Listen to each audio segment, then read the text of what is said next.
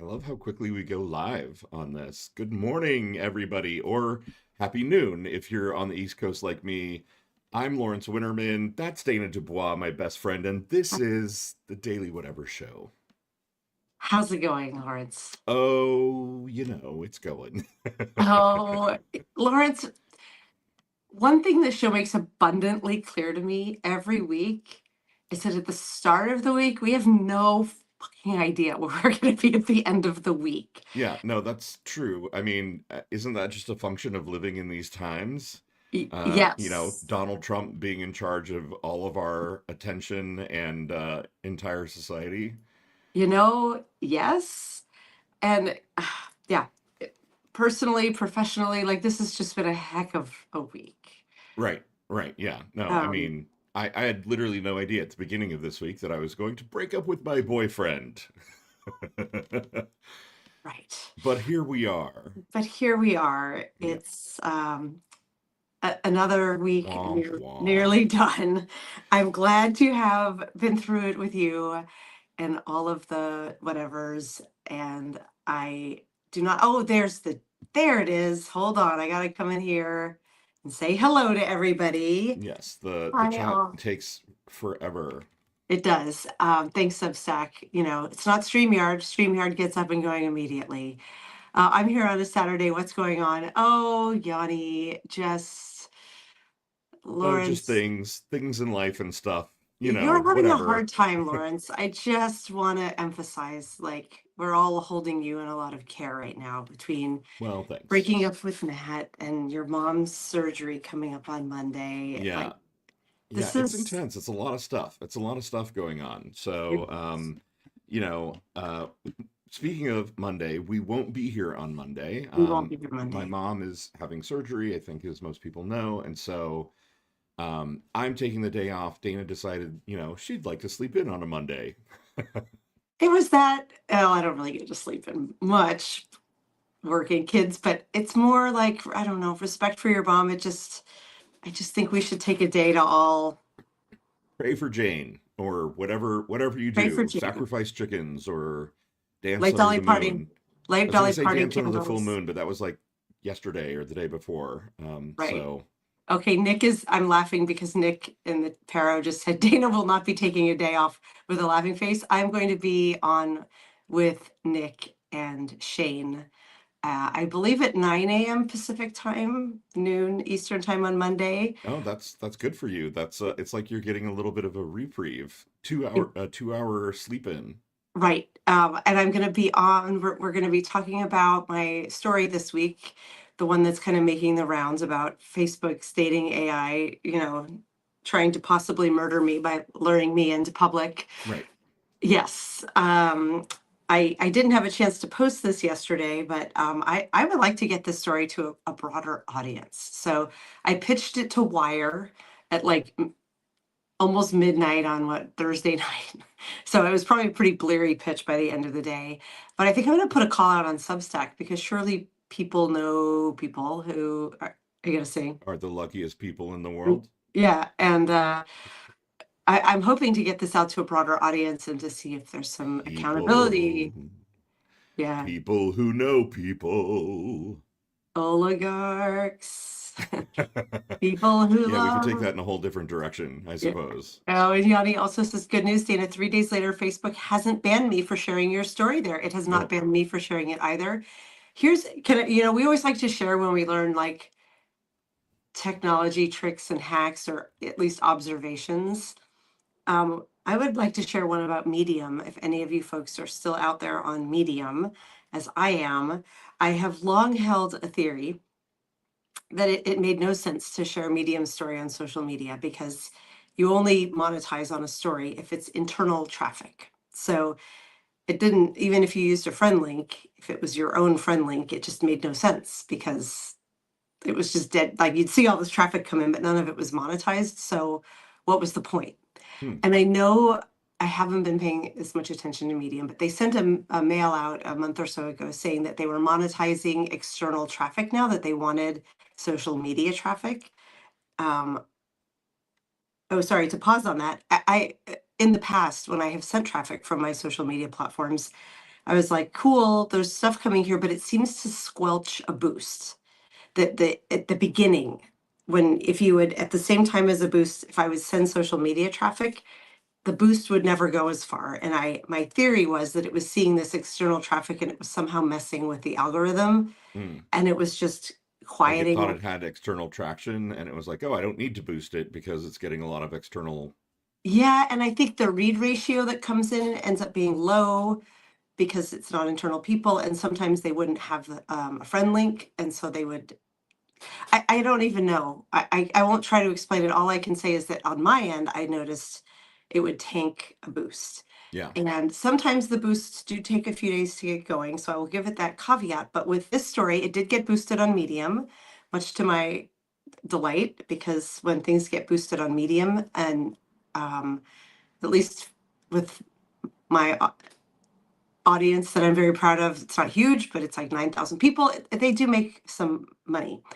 And this story, I posted it there before Substack. I gave it a couple days head start because it was boosted, and I posted it to my channels, and it completely tanked my boost. so your theory is correct. It is still correct. And I got uh it's made maybe so the big dick energy versus between date behavior story, they Right. also boosted that, which shocked me. That story did really well. You know what? I'm just going to toss numbers out for transparency. It's made about $450. Like Oh, that's wow. a lot for Medium. This one is at 35, and it could take off again. Right. It could get like I noticed on day one before I posted it to Facebook, which is my primary source. That it was on a really nice trajectory up, and I was like, oh, this story is going to do really well. It's about tech. You know, they love tech stories on Medium, and then it just face planted, and it's at 20 reads today. Like I don't know if it's going to recover. I will let you all know if it does, but my advice remains: do not share a boosted story on Medium until it has done its boost, Right. and then Or share it. you could follow my advice. Don't even fucking bother with Medium because it seems to break everybody's heart. So, It I've it already does got a break broken hearts. heart. I don't need I don't need another tech platform to do it for me. Right. Oh, I'm sorry, Lawrence. Yeah. Yeah, it Medium does not like fiery political stories, which you Yeah. excel at. That is just a fact. Medium likes rip your heart out memoir stories that elevate, to some cultural conversation, and it really likes tech stories. All the top stories, I don't even understand the titles. They're so just like in the weeds of, I don't know, developer language. Yeah. I saw Dr. Amber Hall is here. Hi, and that she said she restacked my story. Thank you. I haven't seen that yet. I don't know if I just missed it or if you just did it. So either way, thank you, thank you, thank you. I really appreciate it. Um, it was awesome being on with Julie Roginski this week. Yeah, it was a really fun conversation with her, and Nick and Shane, I know, are going to be awesome. We're actually going live at 9:15 Pacific time Monday morning, because he has a show from 8 to 9 and wants adequate time to wrap it up and get started. Well, I So, wish I could watch, but I will be in a no, hospital. So, yeah, I know. No. we should introduce And our guest welcome. today. I'm super excited. Me too. We have your weirdo friend coming to Woo. join us, and I want to read their bio before we bring them on, like we're Okay. a professional newscast. Except I'm going to be looking this way to read because I don't have a whole Hurry up and studio. do it, Dubois. You're fine. Your weirdo friend is a community college teacher who researches women's, gender, and sexuality studies and activism oriented community storytelling. They're a community organizer and recent graduate of the Strategic Nonviolence Academy. I want to hear more about that. Weirdo is currently building a free, scalable night school that empowers people to develop and get involved in parallel systems of support in their neighborhoods. Um, yeah, that's what I've got here. They use they them pronouns, and they're coming on. Hi, weirdo. Hi, weirdo. Hey, How's it going? it's good to be here. I enjoyed the nice being in a green room and just hearing you all talk for 10 minutes. It's nice to sort of jump into the vibe. So, yeah. Yeah, Excellent. it's kind of a fun way to do it, where Yeah. we kind of warm the room, so to speak, and then and then introduce you. Yeah. Yeah. Yes. And Well, it I'm glad to be gives, here. we're so thrilled you're here. And you've had a busy week because I saw that you were, I think it was both this week, you were on with Nick Perro and you were on with Frederick Pogue, like two of our Yeah. favorite people. Oh, So you are a rising star here on oh my Substack. gosh. Am Um, I going to make you blush? no, well, probably, but no, it's more the instinct to hide. But yeah, Totally I'd like, fair. I prefer. This is a weird moment. I feel like in a different timeline, I would be gardening and reading closed circle murder mysteries and sewing plushie dolls. So this is a weird time, right? I mean, doing community organizing projects, yes, but this was not on my bucket list. So rising Becoming star a sounds scary, but that's Right. Becoming a media personality was, you say, and I can't remember which of your stories that I read, but you say, I'm not a journalist. no. I am not a journalist, but what we're finding here in Substack is like this, we say this over and over, like this is the future of journalism. And what's interesting is we use the word authentic a lot, like authentic voices, real voices rising up because the legacy media is failing us. They're not sharing the news or the editorial point of views that they should be sharing right now, standing up to the rise of this fascist regime. But in that reality, we are all journalists. So congratulations and welcome. Oh Lordy. Yeah. I think there's going to end up being some kind of new word, right? Like I think we are not in the vanguard maybe, but we're kind of like in this wave of not citizen journalist. We're going to come up with a different word, but just the idea that you have to be an engaged person, you have to be like actively paying attention and sort of reflecting the world back to itself in this modern age, or you're susceptible to Russian disinformation campaigns, like we're kind of modeling what it means to be an engaged citizen, I Yes, think, in the second era of Trump. Yeah. Yeah, that's a good absolutely. way to put it. Yeah. And I guess for me, like I think about, as a teacher, so I teach, like women's gender and sexuality studies, but also rhetoric, right? Which is about like how we tell stories to get people to believe certain things and then to act on those beliefs. And also to help people understand how to persuade folks and not get bullshitted, right? So I came onto this space because JD Vance said, "Oh, you're the enemy of the people." And I'm like, "Well, how can I do more of what JD Vance is afraid of?" Right? So I'm Right. like, if I'm a community college teacher, let me widen my span of community and then do the kinds of help people make sense of the stories that are coming at them so that they can be ungaslit. So I just sort of see what I'm doing as just an extension of what I've been doing for 23 years. Yeah. Yeah. Tell us. So you're a teacher, as you mentioned. You're an educator, and I think of writing. And tell us more about kind of that career, and because I've read a couple of your pieces, and yeah, I'm going to stop talking. Yeah, so I teach at a regional community college. It's like we have three buildings. I love my colleagues. I love my students. It's in a rural red area. But one of the things that I think people to take in is that like for the 8 years that I've worked, is it 8 years? I don't know. Math is hard, but I've worked there for some time.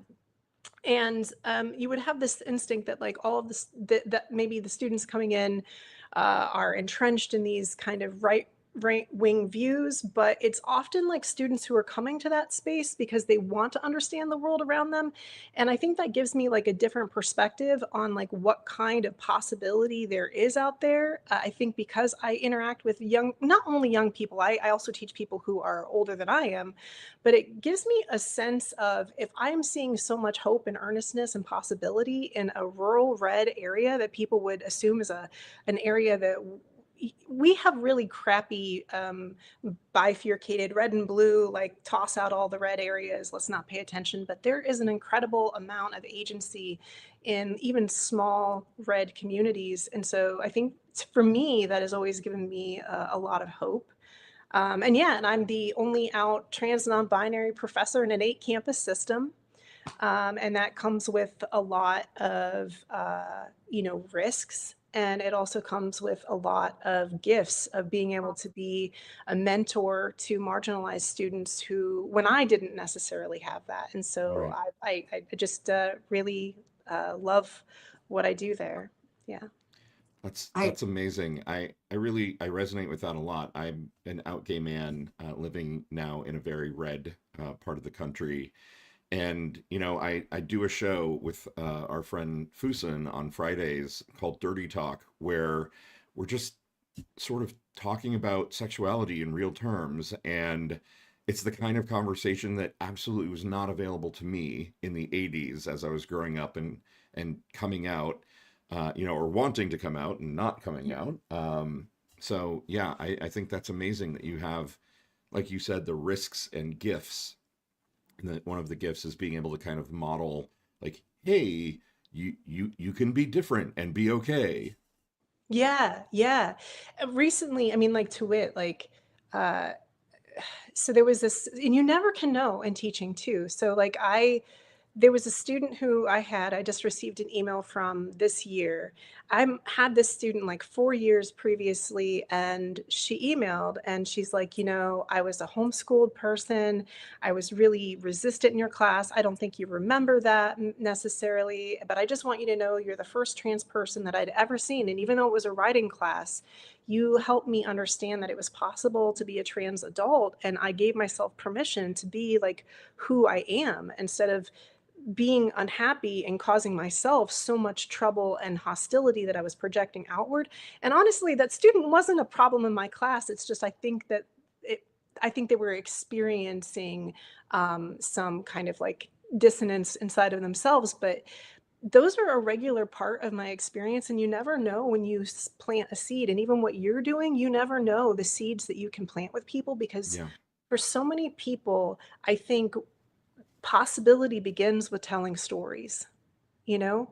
And yes. so I think that you're doing really important work, right? To open the space to give people the ability to talk about desire, to talk about sexuality, and to do that without shame in a very puritanical society, or at least the enforced puritanical Yeah. society. Right? I don't think we're very puritanical at all. I think it's just that white Christian nationalists are very good at projecting this kind Right. of Right. Convincing lens. us that we're supposed to be puritanical, even while they themselves are raping children, for example.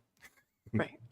Yeah. Right, which explains everything about the mechanism of control that they do, because if you spend so much time looking at gay people and trans people as a danger to children, you don't have to look at the fact that 1 in 4 kids assigned female at birth, 1 in 6 kids assigned male at birth, are sexually assaulted in their childhoods. Yep. You don't have to look at the Epstein sex trafficking sort of situation. You don't have to look at that current lawsuit that says that Donald Trump is apparently have been involved in something identical to that, right? Yep. So it's very, and I mean, using marginalized people as scapegoats for powerful people's sins is like a tale as old as time, Right. right? Which Yeah. is why, again, I like to focus on stories, because when you can offer a clear story to people, it helps orient them, and they're like, oh shit, yeah.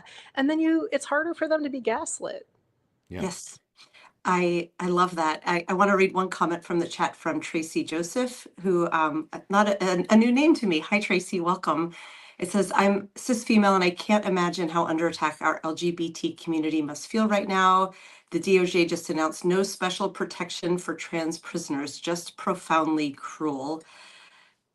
Every day it feels like there's a new atrocity being launched. And that's why two thoughts on that. One is it's one of the reasons that Lawrence and I love to elevate voices like yours, trans folks, minority folks, anybody who needs to get their story out because they are under such persecution. And I want to talk about something you wrote to me when we were messaging back and forth about coming on the show.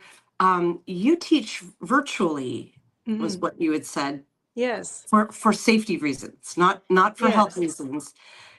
Are you comfortable talking about what that's been like for you, what the support you've received from your school has been like?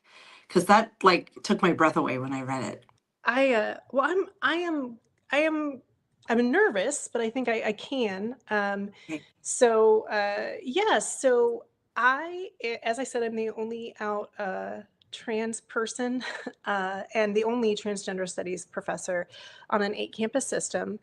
And part of my job, because of I'm the only one, means I get to field all of the complaints around from students who are trans or who are trans allies who are like, hey, this transphobic thing is going on. And as a part of that advocacy, I ended up in a federal lawsuit that is Oh, been denied by the appellate court, and is we're either going to pursue it to the Supreme Court or not. But it is leaving me in a pretty intense space.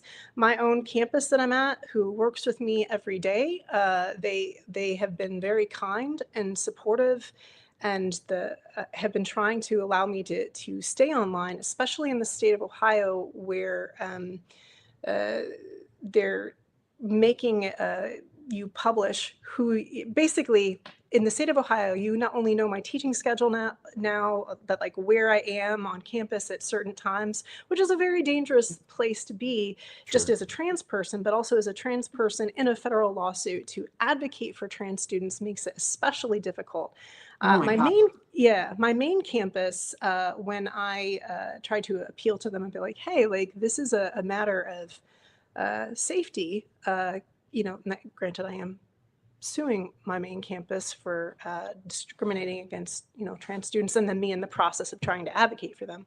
And I was like, hey, like, this was before Trump came in. And they were like, I was like, hey, like, this is really unsafe. Like, I don't want to be in danger. And they're like, yeah, sorry. No, you're going to have to figure that out. So I may actually be fired here soon for not going on campus because my main campus is trying to sort of push me out.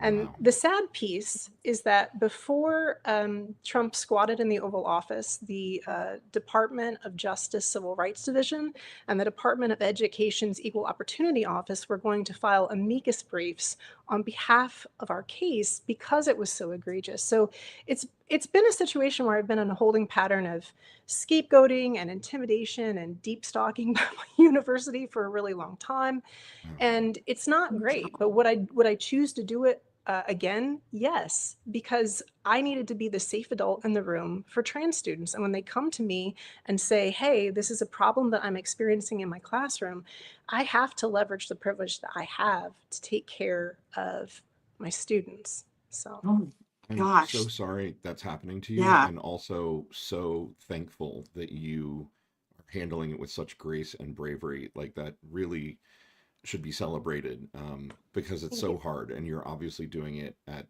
personal risk and personal cost, right? Up to and possibly including losing your job. Yeah, yeah. Well, I also had Christian nationalists outside of my house, so I'm no longer living in the place where I was living Oh because I'd already. God. So the danger that I anticipated before Trump came into office found me, and so that kind of ran us. So I mean, like it's it's been pretty intense. So I'm not even living in my home space. I had to sort of fall back to a secondary safe location because my neighbors started to notice that Christian nationalists were, Wow. outside the house and watching it. Yeah, this is a fucked up time. It really is. Yeah, and Is I'm your neighbor in Indiana, which is, as weird and fucked up as Ohio. Apparently, they decided they are in fact voting to change our change our maps,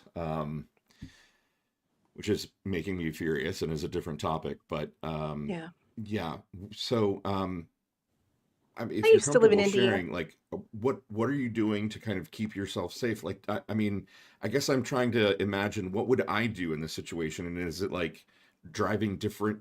Like, do you have to think about where you're going to like go to the grocery store, or how pervasive is the intrusion into your life?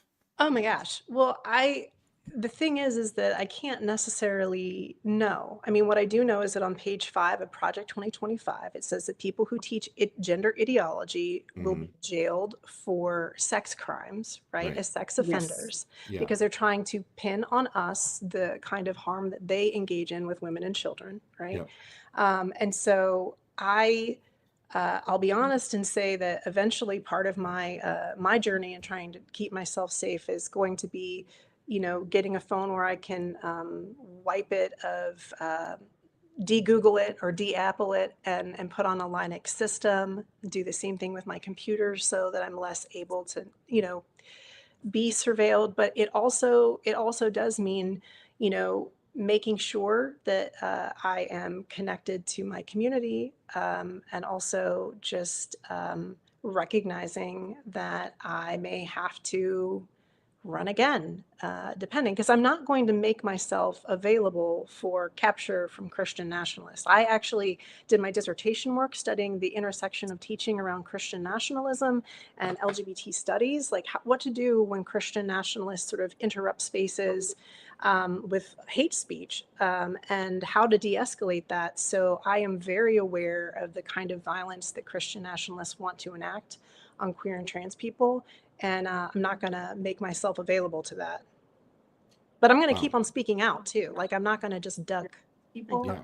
and I'm not going to make myself Oops. available to that. Sorry, I don't know how my sound just came back on like that. My apologies. That's all right. I was Right. actually trying to open up someone else new to at least to a new name for me. Madam Power said we relocated from Nebraska to build our own compound and create a safe training place for LGBTQIA plus.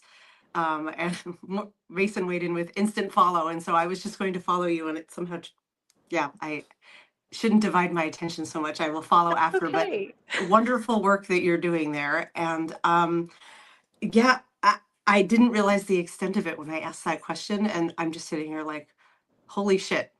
Yeah, That's my only response is, you're so brave. And I appreciate you saying that I'm brave, because I often am like, I should have stayed in my house and said, let them get me. And then my friends were like, no, dummy. Like, like no, like, yeah, but so, but I do feel a lot of grief right now. I mean, like, the grief is really palpable, in terms of not being connected to my home and my neighborhood and all of the work that I had been doing there.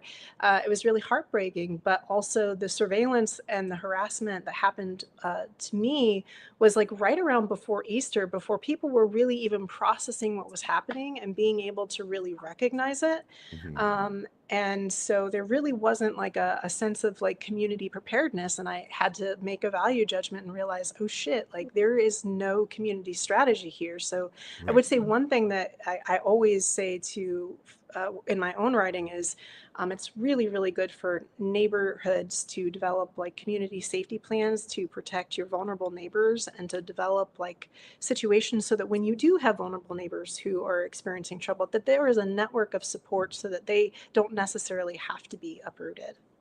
That's Yeah. such a good point. yeah, I'm having kind of like a mild flashback to election night, right? When we kind of realized, oh my God, he's gotten elected again. Right. And I had a not embarrassed to admit, I had a full on meltdown. Like I was weeping and banging the table and screaming at my family and kind of like, we've got to get out of here. Because I had a very palpable sort of, I don't know, grief reaction or shock reaction of like, they're coming for us, right? Like I'm a gay dude in Indiana and and Jewish, and if you search not particularly hard online, you could probably find, racy videos of me like, oh my God, I'm on the list. And and then I kind of calmed down and I was like, no, fuck this. I'm going to live my life and I'm going to speak up. And, if they come for me, they come for me. But I'm going to say everything that I need to say, and try to at least help build a movement that can stand up against fascism. So I'm really inspired by what you're doing because you're putting a level of thought and planning into it that is um, not what I did, shall we say? yeah, it's so interesting. Right after he was elected, I went and read Project 2025 with a similar control find lens to yours, I'm sure, because I run a publication on Medium. It's gone pretty quiet because of what's going on, I think, called Pink Hair and Pronouns, and it's for parents of gender and not gender nonconforming kids. My own child went through a gender journey a few years back and is kind of at this point back to the using she her pronouns, and but these stories stuck, and I knew enough to know, oh, this could get me on a list. This could get me in trouble. And so, yeah, just did a control find on the word trans, and boy, it is all over that document. And it does say writing about it or teaching about it, any kind of education like that is considered pornography, and pornography punishable by a prison term. And at the time, I'm a boost nominator on Medium. And so we had a Slack channel where the CEO was accessible, Tony Stubblebine. And I was like, Tony, so, I have this publication, there's Prism and Pen, like there's a bunch of Medium historically has been very LGBTQ plus friendly, which is part of why I put the publication there, because there are guardrails. If someone came in with raging transphobic comments, they would get booted off the platform. I was like, is this a risk? And he was very kind and very like, I don't know the answers. None of us definitively do, but ultimately I can't protect you. Yeah. Like your name, your legal name is here because it's linked to your Stripe account. Stripe also owned by a Republican billionaire oligarch. And I couldn't protect you. And so I debated taking it down. And then ended up being like, no, like white cis woman privilege, like. And so instead, Lawrence and I were like, how about if we come on air every day and get ourselves even more likely every day to get on Right. that list? What was that new list they published? I think that was just last week, wasn't it? Or was it Right, like the this media week? offenders or something. Yeah, the White House media offenders list. I would like Yeah. to wear that. Like, let's get those crowns. Let's be royalty on the Oh my God. media. If we get on that list, I'm so getting a tiara from Fierce Drag Jewels and like wearing it on my head, and I'm just White Right? House media offender. Fuck you. Yeah, I just put a link in the comments. I did post this story on Substack and Medium, but it first ran on a publication here in Seattle called Parent Map. And I want to shout them out because it was like a goal to get published in Parent Map with some of this pink hair and pronouns oriented content. And I had been back and forth with the editor about writing a piece. And the election happened and I just froze. Right. And we both like kind of looked at each other and were like, what can we do?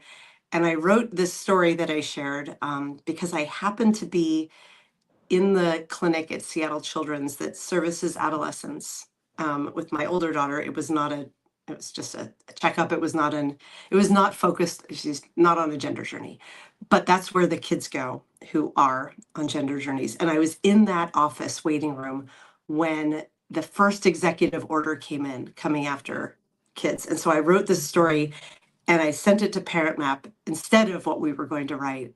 And I was like, you probably won't run this. And she said, I'm not editing a word. And she ran it. That's excellent. And I thought it was so brave because it's a regional publication, but it's been around like 30 years.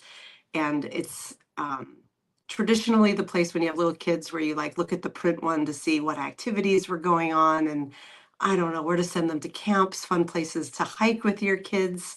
But especially online, they're starting to have more interesting parent-focused content, and that they were willing to run this story about the care I saw the caregivers give these kids and their families, and the struggle that these families had been through, and like the wonderful care that they've given my daughter on a different topic, but how that these trans and non-binary kids deserved that same care. Yeah. And that it was going to get yanked away, or that these folks could be like potentially prosecuted for the work they were doing. Right. So I don't want to claim that my risk is anywhere near yours is, because it's not. And also like 3 cheers for the 3 of us, all these months in shouting, I hope you're safe. If you're ever in real danger right now, I have an empty basement apartment at my house here in very blue Seattle. So get over here and you can come live here. That's very kind. In fact, I want to say too, like, I'm really hoping that people are thinking about resources like their basement bedroom or their finished, whatever it is, because I think that we are going to have to think about how we can like onboard the people in our communities into secondary safe locations. So I appreciate you making that offer. And I hope that a lot of people are thinking about that, because sometimes when you think about the enormity of this situation, you think there's nothing that I can do. But sometimes like having a spare bedroom could save somebody's life, Right. right? Right. It's I'm like, my house is tragically not that large. It needs to be. I mean, we were halfway kidding about, not kidding about, we were highlighting the compound here. Like, I'm being a little blithe if my house isn't big enough, but we have, Madam Power here is like, I'm building a compound, and it doesn't, like, it feels crazy to think we would need that, and also completely normal at this, or not normal, but completely accurate that we might need it. So, I don't actually think, I'm looking for the version of this on Substack, and all I can find is the version of me reading the story on Substack. Well, Weirdo, I know that, so the title that we kind of put for today was solidarity and agency, and I know Yeah. those are concepts that are really important to you. Could you kind of introduce to the chat sort of what you mean when you say that? Yeah, for sure. I think that yes, and I'm going to do it by not answering the question.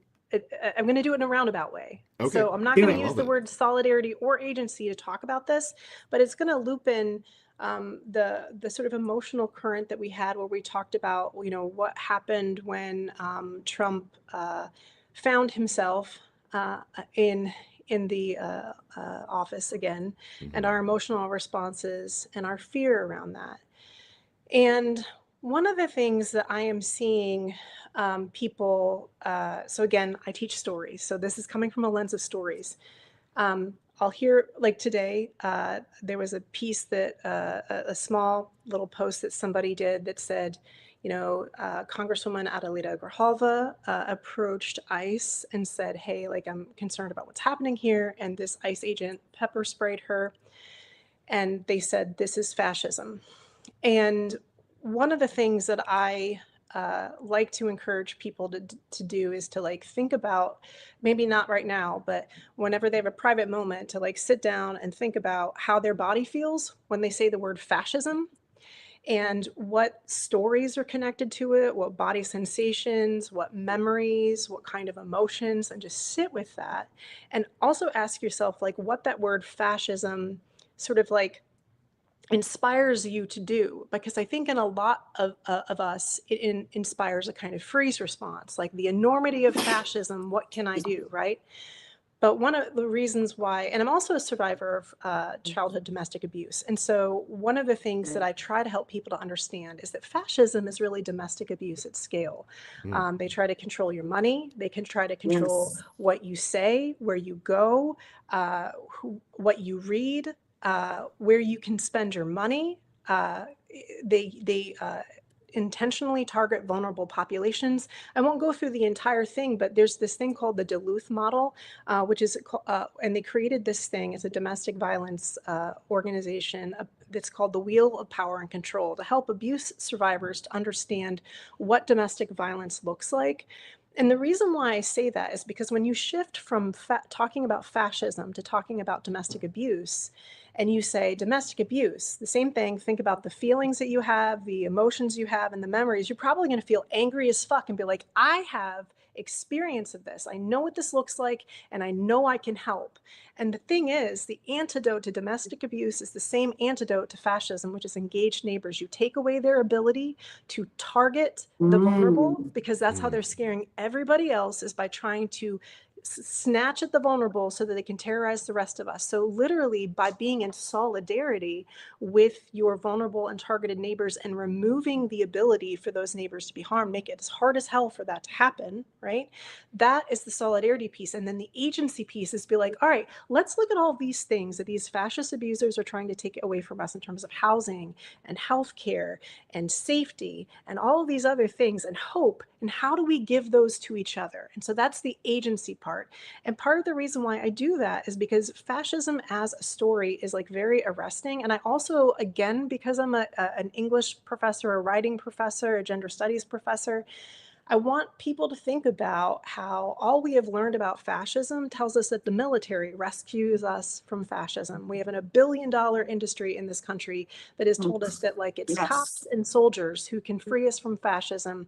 And so what they didn't do, like, if the United States wanted to stop fascism, which is power hoarding, they would have, one, made in diversity, equity, and inclusion like a starting point to begin with, because fascism grows through division.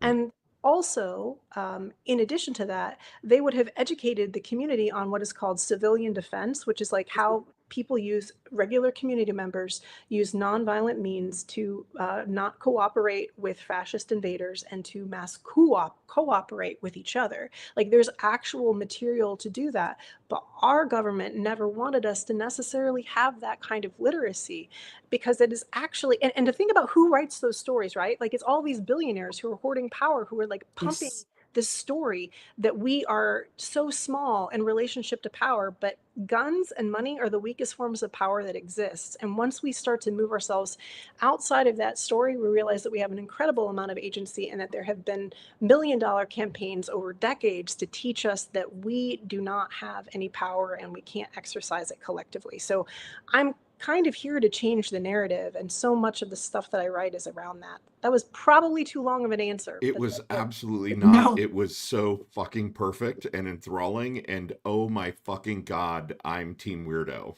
Yes, I'm looking at the timestamp and I'm like, we need to go back and manually grab that entire clip Right, and yes, make a that short is. for it, which we never do because Yeah, I'm gonna time. print that on a flag and wave it as a giant banner. Like that was so good. It also got me thinking. So Lawrence and I have been scheming schemes for 2026 of like, okay, well, 2025 is about just jumping in and starting, and like, how do we want to more mindfully grow this community and all those things. And one of the things that's come up is like maybe hosting a monthly, like a writers group, a small group of people.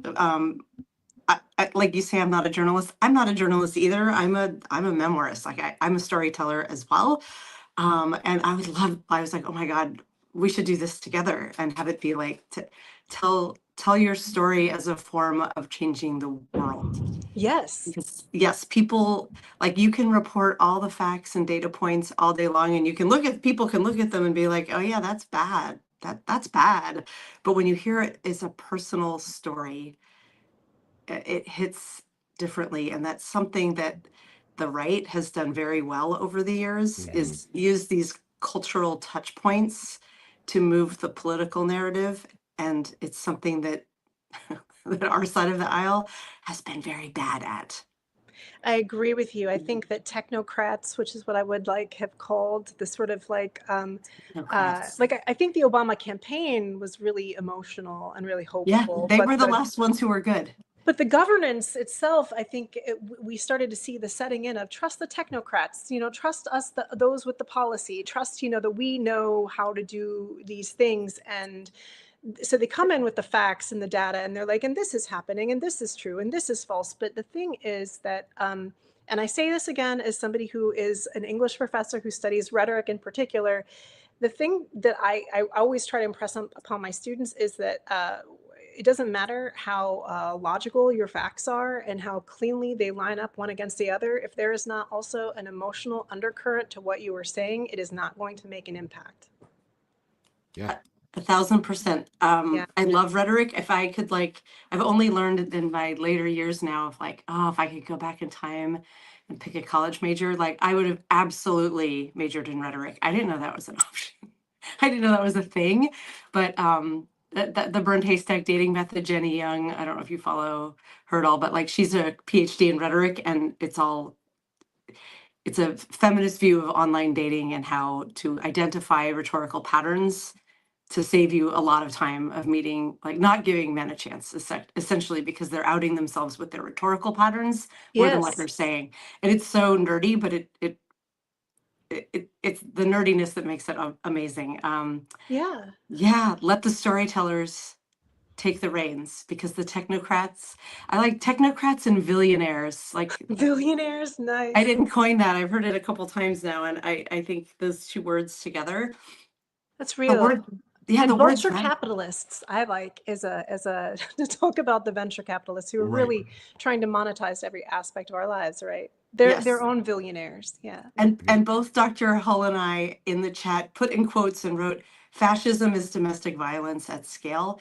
Like that's the kind of line that just like resonates and hits. Like Lawrence prints t-shirts has a t-shirt side Yeah, no, hustle. that is definitely a t-shirt for sure. That's Yeah. I've never, like, I have equated it when I look at Donald Trump. I see echoes of my dad, who was verbally abusive.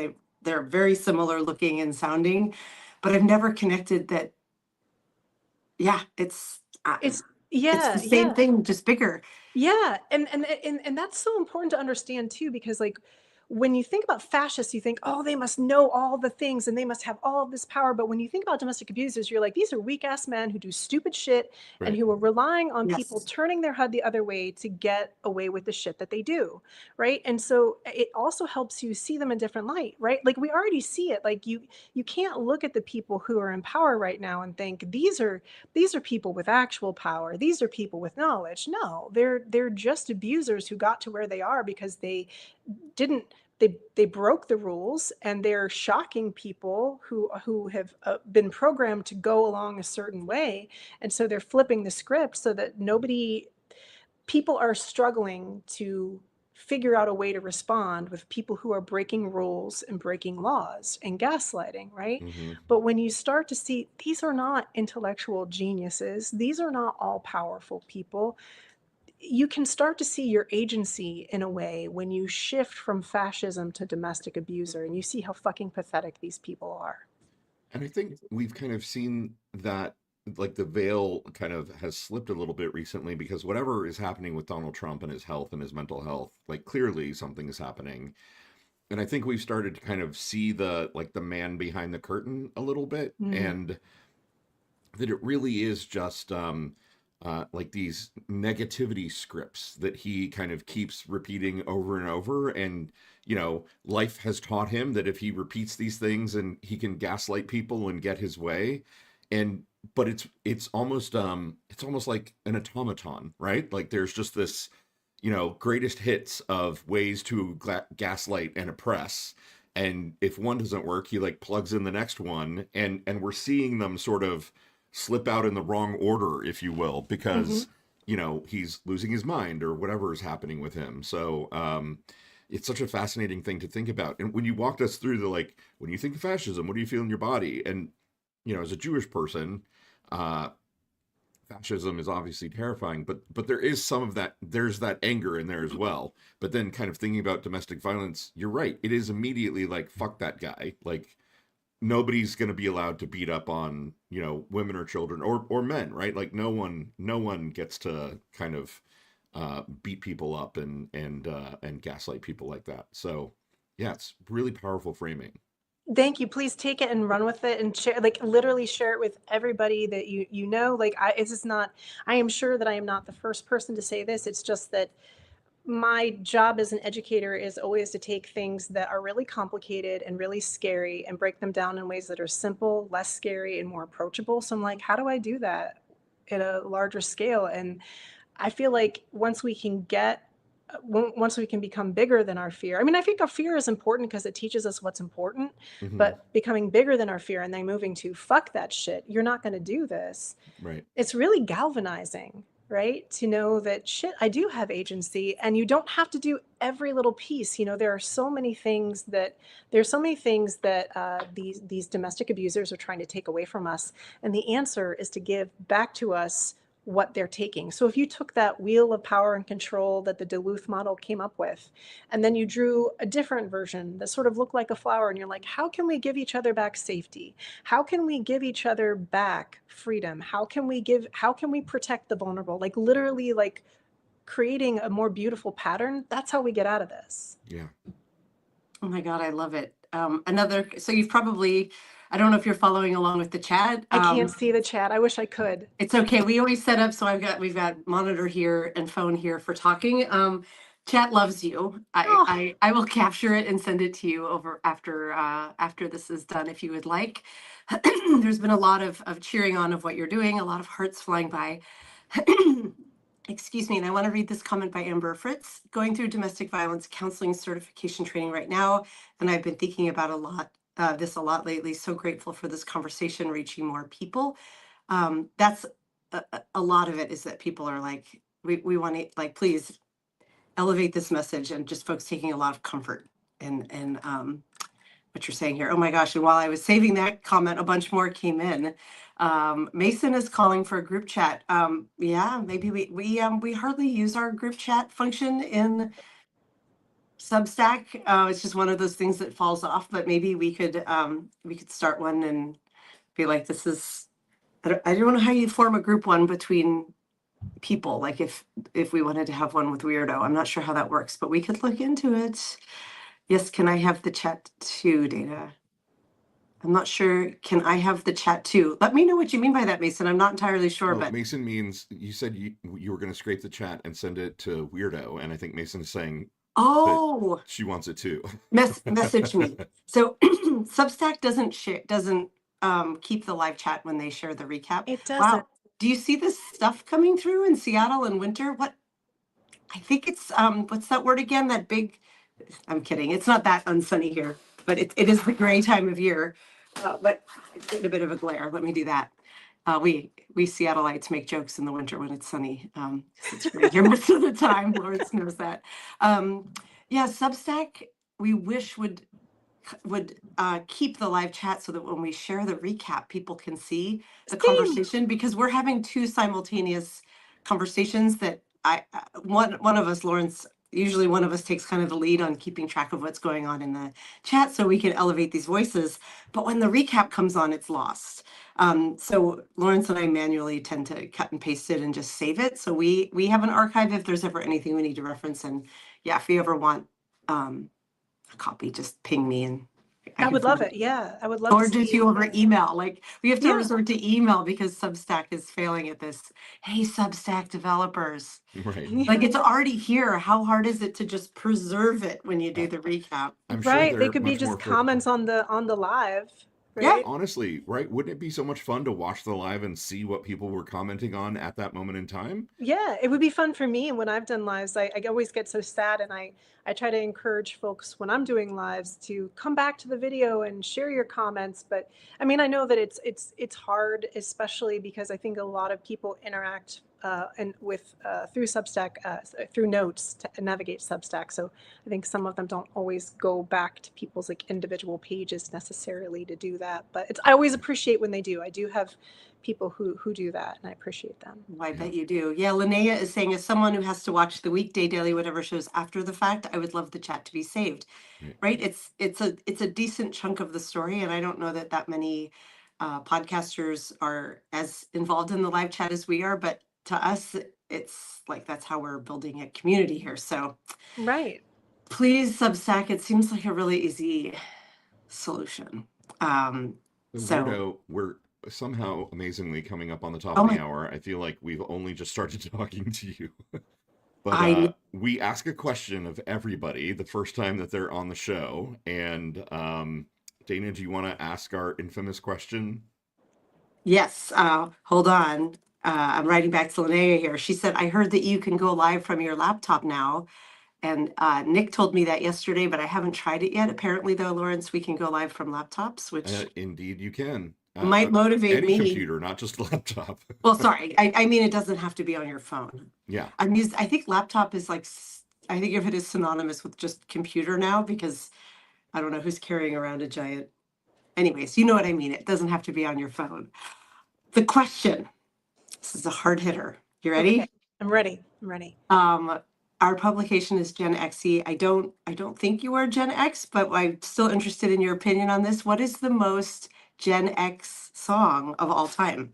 Oh my God. Oh my God. Okay. All right. So I'm 46. So I was born in 1979. So I'm actually the youngest Gen Xer. You are. Wow. Yeah. We need to talk skincare products after the show. Just a little bit, just a little baby Gen Xer, right? In the sense that when I so that for instance, like, you know, when I would sing like a brand new pair of I forget the name of the song now, but you know, when I would do like Crocodile Rock or just different 70s songs, and people are like, how the hell do you know Brandy? Why are you singing that at karaoke? You're too young for this shit. I'm like, no, I'm not. The most Gen X thing, so you said, repeat it again, the most Gen X Song of all time, like song of all when time. the song that would resonate with and like speaks Gen X to you. Oh my God. You know, there are so many. And I feel like, why You know what? Fuck it. I'm just gonna go with it. There are so many. Like I have Yes. a few Cars songs in my head, but I'm not gonna go with that. So, but I want Good to. pick though. Oh, you But could. I think Jefferson's Starships, We Built the City, might Oh, be for me. Yes. I feel like that's it. I feel like for me, oh, it, knee it deep in the hoopla. yeah. There's definitely like a weird sort of like techno optimism to that song that is very much of that moment that that it came out. Yeah. You are so, yes, that is so Gen X. We built Yeah. this city. It has And Right. that song also, has no yeah, hips. Like there's yeah, nothing to dance to. It's just like rah, rah, rah, Right. rah. Yeah. which is how Gen X dances. No, I'm just kidding. That's not true. Sometimes. I don't dance, but no, like I think also, right, like that song and a lot of the songs were like Gen X has known the entire time that we were getting screwed over, but there's this kind Oh yeah. of gritty fuck you and optimism that we can do better that I think is a hallmark of Gen X. Yes. Yes. I've never quite God, that was a very succinct sum up of Gen X of like we know we're getting fucked and we're sort of whatever, but there's a weird optimism underneath it all. Yeah. Yeah. Yeah. Yeah.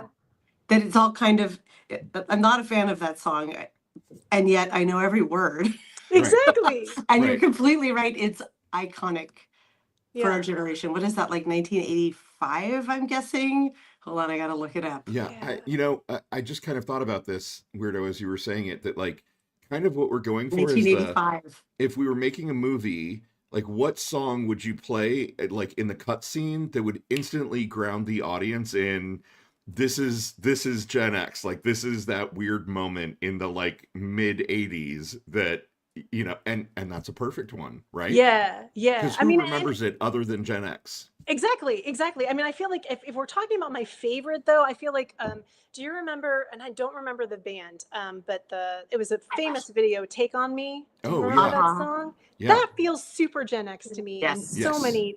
So I could go on and on, but I won't because you just asked for one and I just gave you No, the you can first go one. I on. mean, we love Yeah. music. You could literally do as many Yes. as you And it's want. the band is Aha, Aha, that's it. Yeah. Norwegian. He's still gorgeous. The Excellent. Morten, whatever his name is. Yeah, that song was so impactful because they were one of the earliest bands to use MTV as something other than like a recording of a live, video. They took it, the artistry of it, and they made Yeah. something kind of singular. Like I've never seen anything that Right. got anywhere close to Because the if beauty of anyone that ever video. did it again, they'd be like, "Oh, well, that's just a ripoff of the Aha Take on Me video." Yeah. Right? Yeah. Like it was so Yes. iconic and sort of its own kind that anything else would clearly be derivative of that one thing. Right. Yes. Right. So quintessentially Gen X. I love it. And you mentioned the Cars. I don't think anyone has ever said the Cars before, but they are such a pivotal Gen X band. Yes. 'Cause Yeah. they went from being kind of a new wave, like late 70s vibe into becoming a very 80s, not quite arena rock, but like pop rock band. Yeah. Which Cars songs were you thinking? I love the Oh my Cars. gosh. As when I was, because like I'm a nugget in the Gen X group, Yes. but I remember, do you know the song "You Might Think I'm Crazy"? I don't even Yeah. know what You might the think. name is. It's just You called might You Might think. Think. Yeah. I would sing that. I would be, failing at the lyrics in the back of my parents' Gremlin AMC Gremlin while they were driving me to school, and my mom would Yeah. like turn around and be like, "Why do you keep on just singing? You might think I'm crazy." But as all I knew, I was, just a little kid. But that one always makes me smile just because I remember this, vivid moment, driving on Mole Avenue with my mom on the way to, some grocery store. And she's like, "Don't you know any of the other words?" And I'm like, "No." I do So- not, Mom. I feel like the songs that you learn in the backseat of your parents' cars are the ones that will always hit the hardest. Real. I was just having a conversation with a friend that like my first backseat car love, and I think you're too young to remember this one, is Undercover Angel by Alan O'Day. Yeah. You Undercover Angel, Midnight Midnight Fantasy. Fantasy. I I'm never gonna look had it up. a dream that made sweet love to me. It was very 70s. The song premise is completely creepy. It's about a guy who he thinks is the woman of his dreams, and he's explaining to her how he's had this undercover angel who comes to him every night and presumably has sex with him. It's all 70s euphemism. Well, no, it's not. I never had a dream that made sweet love to me. It's pretty blunt. And he's telling her that she tells him, go find the right one, love her, and then when you look in her eyes, you'll see me again. So he's telling her, I think you might be the right one. And the song ends with, I'm looking for my angel in your sweet, loving eyes. The 70s were so weird. That is so real. That is so real. And it is. Yeah. So that's like that is a boomer song because it was popular in like 78, I think. But as the little kid in the back seat, that one and Afternoon Delight, two very inappropriate songs lyrically for me to be singing. There are The so Cars. many in the boomer Yes. generation that are just so like really kind of normalizing, like really demonstrating why we're at where we're at now. If you look at the Yeah. songs of that generation that like Yes. really normalized a lot of predatory behavior just through pop culture, right? Just stuff that, you know, it's like, she was only 16. Okay, fuck, then let it go. Right. You know, she's not for you, babe. Like it's just so true. It's so true. I've tried to explain to my, like, first I will say, like, the music and the art of the era matters. right. The movies, the TV shows, all of it. But I should republish this. My older daughter turns 18 in January. When she turned 17, I was like, there are a lot of songs about being 17. Why? And I was like, oh, because you're on the cusp of adulthood, but legal adulthood, but not quite there. Right. And so we made a Spotify mix of all these songs about being 17. And some of them are lovely coming of age songs. There's a Phoebe Bridgers, Taylor Swift one. They mostly talk about being 18, but there's a nod to being 17 in it. That's really beautiful about the like awareness of the power of being young as a woman and how it's going to fade. But oh my God, I put Winger's 17 on there. Do you remember that song? She's only 17. The refrain is, her daddy says she's too young, but she's old enough for me. It's so gross. Jesus, And, the offense. Yes, Oh. and so we were listening on the way into school, driving, rocking out, and my daughter was like, what that? And plus it's like very 80s, like, you know, and I knew every word, of course. And she was like, what are we listening to? And I was like, the influences of my coming of age music. Yeah, and I mean, even like, there's the other one. What is it? Girl, you'll be a woman soon. What the fuck, man? Right. Yes, Neil Diamond. That was Neil Diamond. Wait, was that Neil Diamond or Tom Jones? Neil Diamond wrote it, and then Urge Overkill made it Gen X famous briefly. And I think that was in Pulp Fiction, wasn't it? Oh man. Girl, you'll be a woman soon. Yeah. It's a really good song, but then you listen to it and you're like, oh.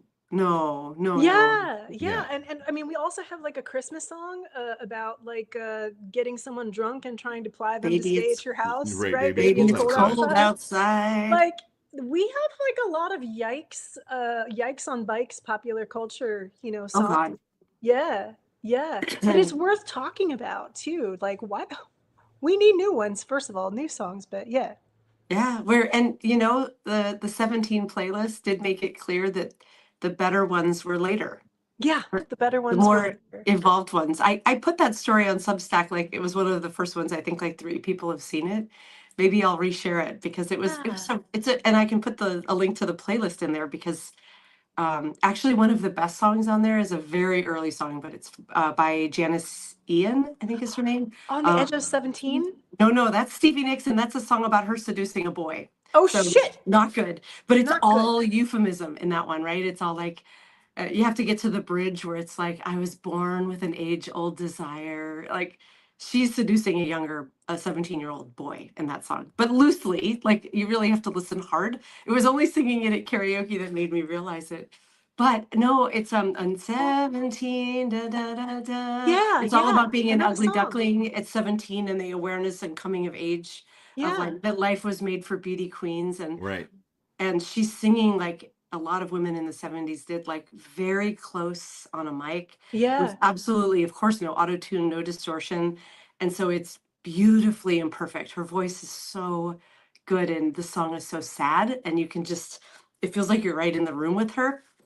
I love that song, and that one is kind of a timeless, like, oh, that's when you have the growing awareness of how the world opens up for beauty, and if you don't fit that standard, the world will not open up to you the same way. Yeah, yeah. I saw Yeah. her in concert, gosh, in Did my, you? like, yeah, like, either in my, like, late 30s, yeah, but, like, I had a friend who, like, was, about, 10 years my senior, and she's like, "Janice Ian, like, isn't that her name? Is it, like, or Yeah. what's it?" Yeah.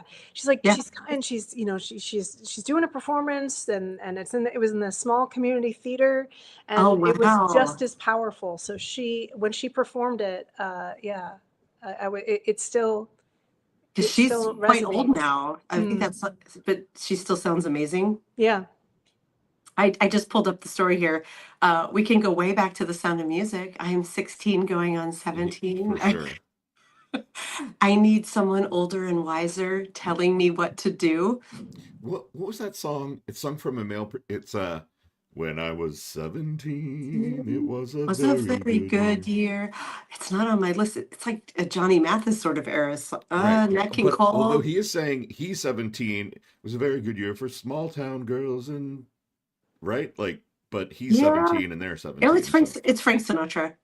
uh, Um, yeah. I can't believe I didn't put. I'm going to add that to the playlist because it's a song composed by Irvin Drake in 1961 and originally recorded by Bob Shane of the Kingston Trio. Yeah, but Sinatra made it famous before my time, so I didn't think of that one. But we have ABBA, Dancing Queen. Young and sweet, only 17. mm, My Um, garden to ABBA. That's when I, if when you're weeding, you need joy, and right, ABBA right. does it Yeah, for you me. need something that has a beat to it, right? And Hmm. kind of that, complete like upper poppiness oh You my do. God, of ABBA. I I love ABBA forever. Oh, and my one of my all-time favorites, that you'll either love or hate the song or have never heard of it. There's no in between. Nobody's neutral on Paradise by the Dashboard Light by Meatloaf. One Oh of my my God, favorite. I've heard it. Yes, of Yes, course. because we Yeah, were barely 17 and we were barely dressed. The like yeah, 9 minute opus of them having sex in a car at 17, yes. but they're both 17, so it's okay. Right. I mean, Even though they're both manipulating each other and they're both 17, so they are they are flawed characters, but it's not predatory. right, right. And really what they're both grappling with is like the societal attitudes that for young people to be intimate with each other, that they need to get married, Yes. which is not, we don't want to go back to that time either, because that creates a No. lot of bad marriages and a lot of family trauma. Right, Let's right. not Right? do that either. Oh Come my on. gosh. But it is, I mean, there's songs about being 16 and 15, but like 17 is kind of the magical age where there are a lot of songs. And I Yeah. think that's why. It's because it's like Right. Forbidden fruit. but Yikes. just about there. Ew. It Yeah. is. It is. And it is. And I am really, one thing that I am really glad about in this moment is that there's been no outrage really around that, this kind of culture that preys on young people. And I'm glad Yes. that this is part of the conversation that is happening. So like I'm here for it because it's long overdue. I feel like the Me Too movement, started, but we didn't really quite get to talking about the layers and nuance until this term, Yeah. this horrible time, right, where we really started to like turn over the log and look at what is Yeah. happening. Mm, Yeah, 100%. And yeah, yeah, I think if these songs came out now, oh, there's so many other things in contemporary music that are like, oof. So we real. should have you, excuse me, I don't know what's going on with, maybe I'm getting a cold. Oh Hmm. no. I have no time for that, so I'm just gonna suppress it. But we should have you back. Like this is the thing when I was not brought into this world to talk about politics, but we Hmm. have to. But yeah, I'm a memoirist music nerd. We should just do the joyous stuff and have you on to talk about music one That'd of be these lovely. days. that would That'd be be lovely. amazing. I would Oh, love to join you again. Yeah, absolutely. oh my We gosh, will this is definitely have you back. And thanks for staying a couple minutes long. Sometimes on Yeah. Saturdays, we're just like fuck it, it's the top of the hour, but we don't care. We're gonna keep talking. It's too much fun. I don't know if you can hear the little bings going off. My family is now all awake and like, what are we doing?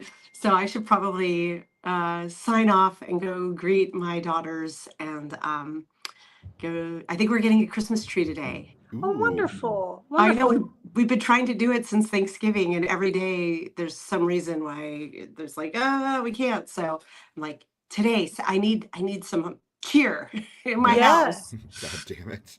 God Yeah. damn it, I need some goddamn cheer. Yeah, I I'm hope you kidding. go get your cheer on. We are gonna go get cheered on. It was so I love being able to like find someone's writing and be like, this person seems really cool. I want to meet them.